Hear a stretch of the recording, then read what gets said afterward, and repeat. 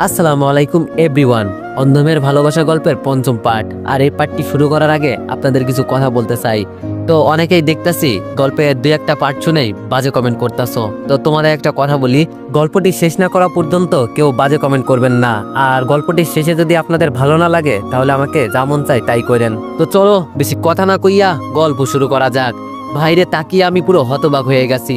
আজকে বুঝি আর বাঁচার কোনো রাস্তা থাকলো না, কারণ বাইরে পুলিশের গাড়ির অভাব নেই।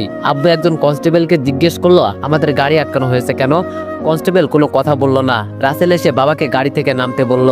আমি তো চুপটি করে গাড়িতে বসে আছি, এছাড়া কি করার আছে আমার। আজকে আমি সত্যি অসহায়। সবাই গাড়ি থেকে নেমে গেল, শুধু আমি বসে আছি।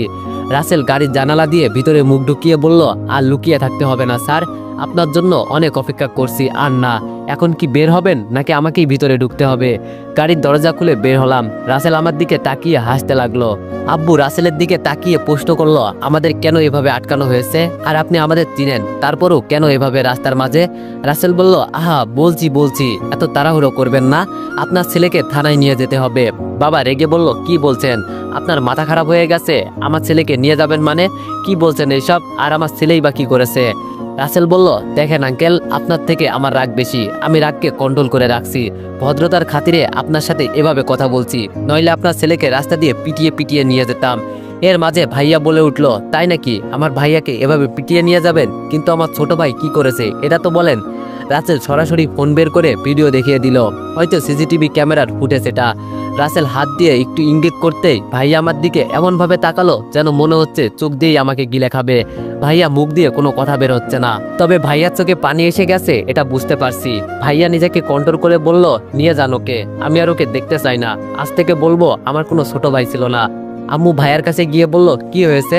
আর তোর হঠাৎ কি এমন হলো? আমার ছেলেই বা কি করেছে? ভাইয়া বলল, ওকে তোমার ছেলে বলবে না, আর ওর সম্পর্কে যদি একটা কথাও বলো না, আমি এখন থেকে জীবনের জন্য চলে যাব। রাসেল আমাকে গাড়িতে উঠতে বলল, আর ভাইয়াকে বলে গেল, ভিডিওটা তোমার ফোনে দিয়ে দিলাম, দেখিয়ে দিও, নইলে তো আমাকে আর বিশ্বাস করবে না। মাথা নিচু করে গাড়িতে বসে আছি। আজকে আমার পরিবারের সামনে আমাকে তুলে নিয়ে এলো, অথচ ওরা কিছুই বলল না। বলবে কিভাবে? অপরাধ করছি আমি, এর শাস্তি তো আমাকে পেতেই হবে। রাসেল রাগী দৃষ্টিতে আমার দিকে তাকিয়ে বলল, ভালো মনে করছিলাম তোরে, আর তুই এই প্রতিদান দিলি? কি বলবো আমি, বলার মতো কোনো ভাষা নেই। সত্যি তো একটা নিরীহ মেয়ের সাথে এটা করা আমার উচিত হয় নাই। ও তো অন্ধ ছিল, এর সুযোগ নিলাম আমি। কি জঘন্যতম মানুষ আমি। তাও মাথা নিচু করে বললাম, দেখেন রাসেল ভাই, সত্যি আমি অনেক বড় ভুল করে ফেলেছি। এর জন্য আমাকে যেই শাস্তি দিবেন সেটাই আমি মাথা পেতে নিব। রাসেল বলল, কোনো শাস্তি দিব না, তোরে আমি তিলে তিলে মারবো। কারো কাছে হয়তো আজকের পর থেকে মুখ দেখাতেও পারবি না। আমি বললাম, এমনিতেই জ্যান্ত মরেই গেছি, মেরে ফেললো আমাকে আরো বেশি ভালো হবে। তবে শেষবারের মতো একটা আবদার করব, আর কিছু লাগবে না আমার। রাসেল আমার দিকে চোখ তুলে বলল, বলে ফেল। আমি বললাম, আমি শুধু শেষবারের মতো আপনার বোনের কাছে মাপ চাইবো। জানি না ও মাপ করবে কিনা, তাও আমি ওর কাছে শেষবারের মতো একটু মাপ চাইবো। রাসেল আমার মুখে দুই হাত চেপে ধরে বলল, এই তুই একদম আমার বোনের নাম মুখে নিবি না, নইলে এখানেই তোরে আমি। এক কনস্টেবল রাসেলকে শান্ত করার চেষ্টা করছে। আমি চুপ করে বসে আছি। আজ 3 দিন হয়ে গেল এমন ভাবে আমাকে শাস্তি দিয়ে আধমরা করে ফেলেছে। এখন শুধু দেহ থেকে প্রাণটা বের হওয়ার বাকি। তবে আজকে আমাকে জেল থেকে বের করে কোথাও যেন নিয়ে যাচ্ছে, হয়তো মেরে ফেলবে আমাকে। কিন্তু আমার ভিতরে এখন তেমন কোনো চিন্তা নাই। যেটা হবে আমি মনে করি আমার সাথে ভালোই হবে, কারণ এই শাস্তি পাওয়ার যোগ্যই আমি। বড় একটা গোডাউনে একা বেঁধে রেখে সব পুলিশ চলে গেছে, এখন শুধু একা একা পড়ে আছি আমি। আশেপাশে তাকিয়ে বোঝার চেষ্টা করছি এখানে কেউ আছে নাকি, কিন্তু না, এখানে কেউই নেই। তবে হঠাৎ কিসের জন্য একটা শব্দ শোনা গেল। পিছনে তাকিয়ে বোঝার চেষ্টা করছি কি হতে চলছে আমার সাথে। হঠাৎ কে জানি বলল, আমাকে খোঁজা লাগবে না। সামনে তাকিয়ে দেখি আর কেউ নাই। যে আমাকে ওই দিন লিপ কিস করছিল, যাকে আমি রাসেলের বউ হিসাবে চিনতাম, সেই মেয়েটাই আমার কাছে এসে একটা চেয়ার টেনে বসলো। আমি ওর দিকে তাকিয়ে বললাম, আপনার আবার কি চাই আমার কাছে? নাকি আপনিও প্রতিশোধ নিবেন ওই দিনের মতো? মেয়েটি বলল, সেই দিনের জন্য সরি। আমি বললাম, কি বলছেন? কিছুই বুঝলাম না। মেয়েটি বলল, আমার স্বামী আছে।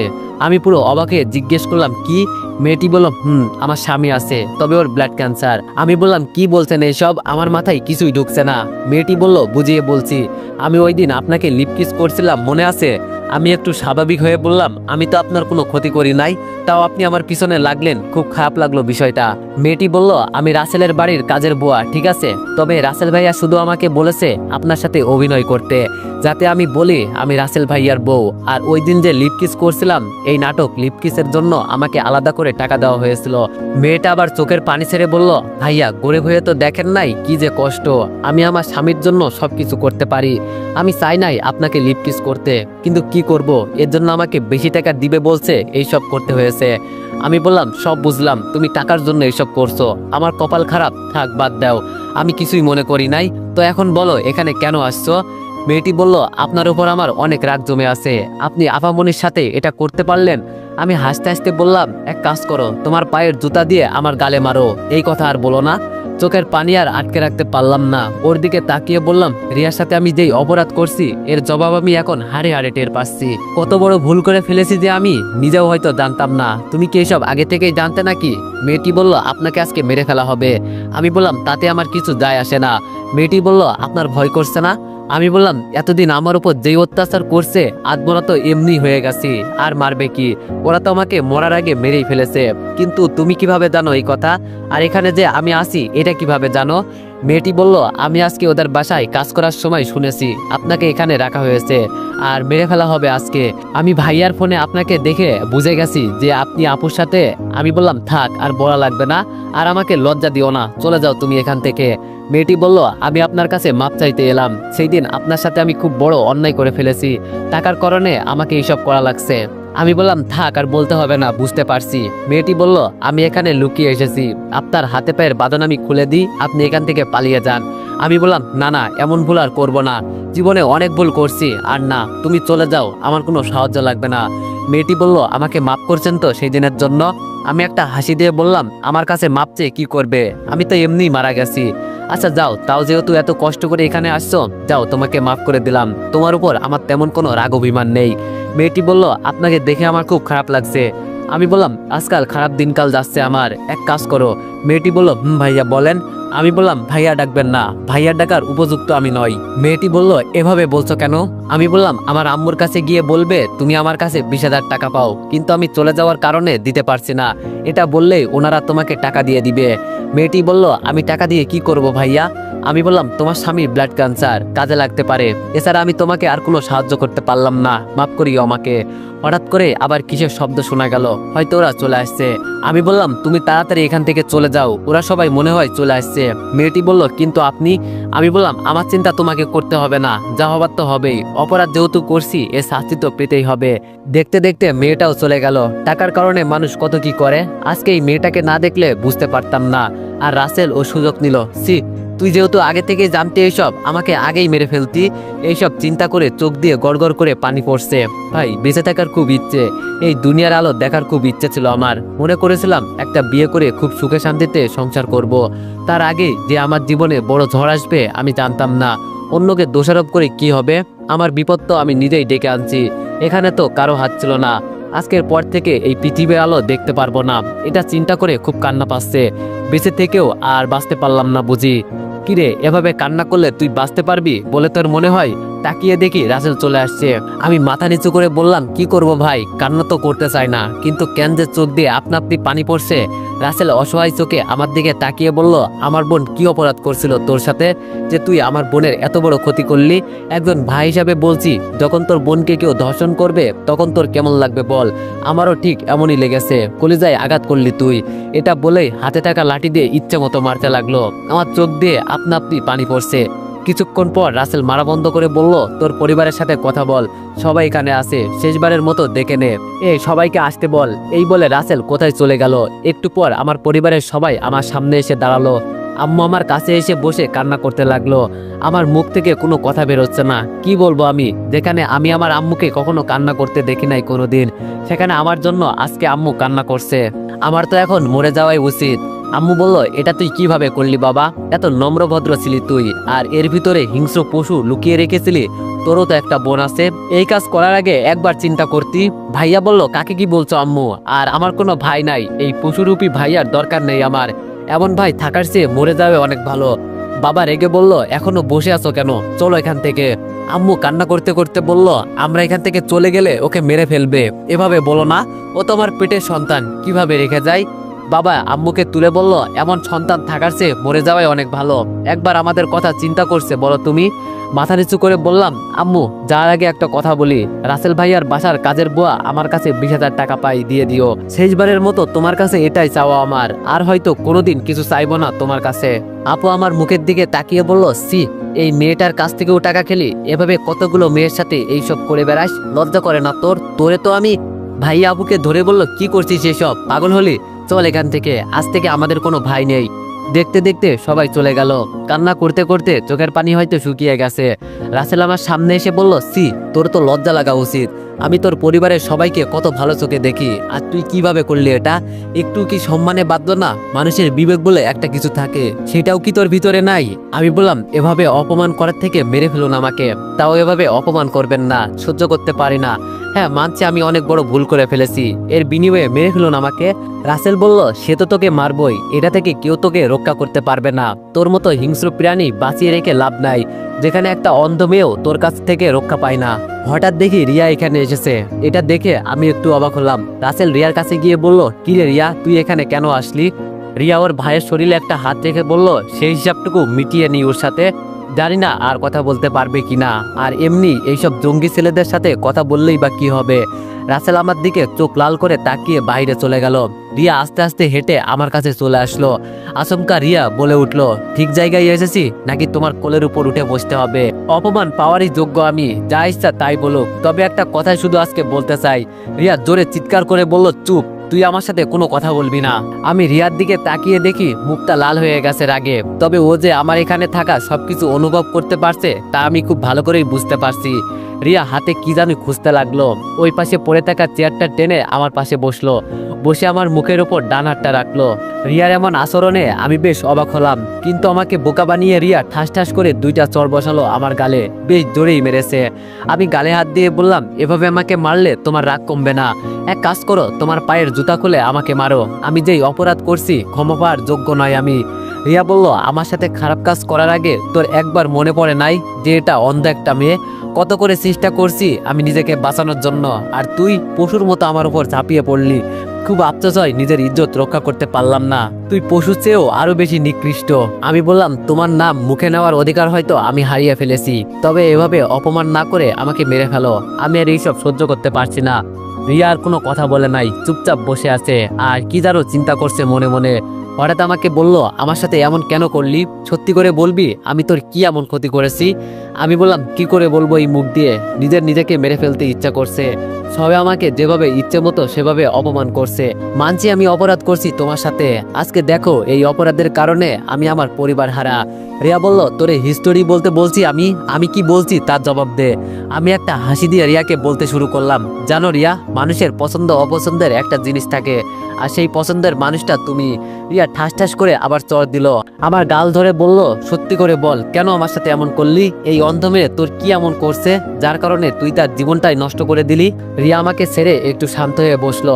আমি রিয়ার দিকে তাকিয়ে বলা শুরু করলাম, যেদিন তোমাকে আমি প্রথম দেখি সেই দিন কেমন জানি তোমাকে দেখেই আমার মাথা খারাপ হয়ে গিয়েছিল। কেন জানি তোমাকে দেখার পর কিছুই আমার মাথায় কাজ করছিল না, তখন শুধু তোমাকে কাছে পাওয়ার অনুভূতি ছিল। বিশ্বাস করো রিয়া, আমি এই ঘটনার পরে নিজেকে খুব বড় অপরাধী মনে করছি। আমি চাইছিলাম তোমার সাথে যেহেতু অপরাধ করেই ফেলেছি, এই জন্য ভালোবেসে তোমাকে আমি বিয়ে করতে চাইছিলাম, কিন্তু তার আগেই। তবে একটা কথা বলি, এখন তোমাকে আমি অনেক ভালোবেসে ফেলেছি। আসলেই মানুষের চেহারা দিয়ে কিছুই হয় না, সুন্দর হওয়ার জন্য সুন্দর একটা মন লাগে, আর সেইটা তোমার ভিতরে আছে। রিয়া বলল, রূপ দেখে ধর্ষণ করি আর মন দেখে প্রেমে পড়ি, এগুলো তো করলে আমার সাথে না? খুব হাসি পাই রে আজকে, আমার জন্ম হওয়ার পর থেকেই এই পৃথিবীর আলো দেখতে পাই নাই, আর খুব অল্প বয়সেই তুই আমাকে ধর্ষণ করে সবকিছু কেড়ে নিলি। আমি বললাম, তুমি চাইলে আমি তোমাকে বিয়ে করতে পারি। রিয়া বলল, আমি তোর যোগ্য নই হয়তো, যার কাজ ধর্ষণ করা, সে কি আর একজনের কাছে সুখ পাবে? 1000 নারী লাগবে তার। আমি বললাম, এভাবে বলিও না। রিয়া বলল, তো কিভাবে শুনতে চাস তুই, সেভাবেই বলবো। আমি বললাম, আমাকে মাফ করে দাও। রিয়া বলল, মাফ আবার তোকে? কোন মুখে এই কথা বললি? আমি বললাম, মরার আগে মাফ করে দাও, জানি না এরপরে তোমার মুখ দেখতে পারি কিনা। রিয়া চেয়ার ছেড়ে উঠে দাঁড়িয়ে গেল, মুখটা কালো করে বলল, সেদিন ভাইয়া আমাকে বলেছিল কাজের বুয়াকে যেন ভাবি বলি, শুধু তোর সামনে, কিন্তু কেন বলেছিল সেটা জানতাম না, আর যখন শুনি সিসি ক্যামেরায় তোরে দেখা গেছে, তখন যে আমার কতটুকু খারাপ লাগছিল বলার বাইরে। যাকে এত ভালো মনে করতাম, যাকে নিয়ে অল্প অল্প স্বপ্ন ছিল ভালোবাসতে পারি হয়তো কখনো, সেই দিন তোর মুখে ভালোবাসার কথা শোনার পর আমার তোর উপর একটু মায়া লাগছিল। কিন্তু যখন শুনি তোর, আমার বলতেও লজ্জা করে। রিয়ার কথা শুনে আমি হাসতে লাগলাম। রিয়া আমার কাছে এসে বলল, এত অপরাধ করার পরও তোর হাসি পাচ্ছে, একটু কি লজ্জা নেই তোর ভিতরে? আমি বললাম, সবাই আমাকে এত পরিমাণ অপমান করছে, এখন কেন জানি আমার এইসব শুনলে হাসি পাই। এটা বলেই আমি মাথা নিচু করে চোখের পানি ছেড়ে দিয়ে বলতে লাগলাম, একটা ভুল পুরো জীবনকে শেষ করে দিল। যদি একটু চিন্তা করে এইসব করতাম তাহলে আজকে আমার আর এই অবস্থা হতো না। আমি চাইছিলাম তোমাকে সব বলবো, কিন্তু তার আগেই সবকিছু শেষ হয়ে গেল। রিয়া বলল, কিছু কিছু মানুষ ভেবেচিন্তে সবকিছু করার পরেও বলে, আমি যদি চিন্তা করে সবকিছু করতাম, অথচ সে সবকিছু আগে থেকেই প্ল্যান করেই এইসব করছে। আমি বললাম, যত পারো বলো, সময় খারাপ আমার, তবে এখন এটাই শুধু বলবো, আমি তোমাকে সত্যি ভালোবেসেছিলাম। রিয়া বলল, এই ভালোবাসা তো আবার দেহের জন্য না। আমি বললাম, খুব আঘাত দিয়ে যে তুমি কথা বলবে আমাকে, আমি ভাবতেও পারি নাই। আমি জানতাম সবাই আমাকে অপমান করার পরেও তুমি করবে না, কিন্তু আমার ধারণা ভুল ছিল। রিয়া বলল, তোরে অপমান করবো না তো কোলে নিয়ে নাচবো? তোরে দেখলেই আমার কেমন জানি এখন ঘৃণা লাগে। আমি বললাম, এক সময় ছিলাম ভাই, আপনি বলে ডেকে সম্মান করতো, কিন্তু এখন তুই। আসলে আমি খুব খারাপ ব্যক্তি। রিয়া বলল, যেখানে বসে আছিস না, চুপ করে বসে থাক, নইলে লাথি মেরে ফেলে দিব। কুত্তার বাচ্চা, আমার জীবনটা নষ্ট করে ভালো সাজার অভিনয় করা হচ্ছে। আমি হাসতে হাসতে বললাম, ভালোবাসা আছে বলেই তোমাকে আমি ভালোবাসি, ভালোবাসা আছে বলেই তোমার প্রেমে মগ্ন আমি। শেষে শুধু এটুকুই বলবো, রিয়া, ভালোবাসা শূন্য, তুমিহীন আমি অপূর্ণ। যত পারো অপমান করে নাও, আমি চলে গেলে আর কাকে অপমান করবে তুমি? রিয়া বলল, তোর মুখে ভালোবাসার কথা মানায় না, তুই একটা নিকৃষ্ট পশু। তোর থেকে বনের পশুগুলোও ভালো আছে, ওদের খাবার দিলে কথা মানে, আর তুই কি বলবো বলার মতো ভাষা খুঁজে পাচ্ছি না। হঠাৎ রাসেল এসে বলল, এসব বলিস না, বেচারা মন খারাপ করবে। রিয়া রাসেলকে জড়িয়ে ধরে বলল, ভাইয়া আর যাই করিস না কেন, ওকে যেন আমি আর কোনোদিন আমার চোখের সামনে দেখতে না পাই। আমার মতো আর কাউকে আমি ধর্ষিত হতে দিব না। রাসেল রিয়ার কথা শুনে কপালে হাত দিয়ে বলল, লক্ষ্মী বোন আমার, তোর এসব নিয়ে চিন্তা করতে হবে না, আমি সব দেখে নিব। রিয়ার কথা শুনে আমার খুব খারাপ লাগলো। সত্যি কি আমি এত বড় অপরাধ করে ফেলেছি? হয়তো। রিয়া চলে যাচ্ছে, আমি পিছন ফিরে ডাক দিয়ে বললাম, যদি কখনো আমার উপর একটু মায়া লাগে, আমার কথা মনে হলে আমাকে মাফ করে দিও। জানি আমি তোমার কাছে মাপ পাওয়ার যোগ্য না, এরপরও বলছি, তোমার হাত পায়ে ধরে মাফ করে দিও। রিয়া আর পিছন ফিরে তাকিয়ে দেখলো না। খুব খারাপ লাগলো, কান্না করতে ইচ্ছা করছে। রাসেল আমার কাছে এসে বলল, তোর শরীরে 3 টুকরো করে মাছকে খাওয়াবো, রেডি তো তুই? আমি রাসেলের দিকে তাকিয়ে বললাম, এখনো বাঁচিয়ে রাখছিস কেন, মেরে ফেল, আমি তো মরার জন্য তৈরি আছি। রাসেল বলল, একটা নিউজ আমার কানে এসেছে। আমি বললাম, আমার মৃত্যুর নিউজ? রাসেল বলল, সে তো মারবই, তুই নাকি তানিয়াকে বিয়ে করতে চাইছিলি। আমি বললাম, বেঁচে থাকলেও তো ওকে আমি বিয়ে করতাম না, আর তাছাড়া ও একটা বলতে গিয়েও আর বললাম না। রাসেল বলল, নষ্টা মেয়ে, তাই তো বলবি? আমাকে চুপ থাকতে দেখে রাসেল বলল, সেই দিন তানিয়ার বয়ফ্রেন্ডের সাথে দেখা হয়েছিল আমার, আর ভাগ্যের কি মিল দেখ, ও আমার এক ফ্রেন্ডের ছোট ভাই, ওর থেকে সব জেনে নিয়েছি তুই নাকি তানিয়ার বয়ফ্রেন্ড আর হবু জামাই। আমি বললাম, আমি এসব শুনে কি করব? রাসেল বলল, বেঁচে থাকতে চাস? আমি বললাম, না, আমাকে মেরে ফেল, এটাই বেটার হবে। রাসেল বলল, লাস্ট একটা সুযোগ দিলাম, বেঁচে থাকতে চাস কিনা বল। যা হয়েছে কষ্ট আমিও পেয়েছি, তোকে মারলে তো আমার বোনের সম্মান আর ফিরে আসবে না, তাই শেষ একটা সুযোগ আমি তোরে দিতে চাই, চিন্তা করে দেখ। আমি একটা মুচকে হাসি দিয়ে বললাম, কার জন্য আমি বেঁচে থাকবো, যেখানে আমি এত বড় একটা অপরাধ করে ফেলেছি? এটা শোনার পরও কি ওরা আমাকে মাফ করবে? কখনো না। আর কার জন্যই বা বাঁচবো, যাকে নিয়ে বাঁচার স্বপ্ন দেখেছিস সে? রাসেল বলল, আমার রাগ উঠলে তোরে জ্যান্ত কবর দিয়ে ফেলবো, সাবধান, আমার বোনের নাম আর দ্বিতীয়বার মুখে আনবি না।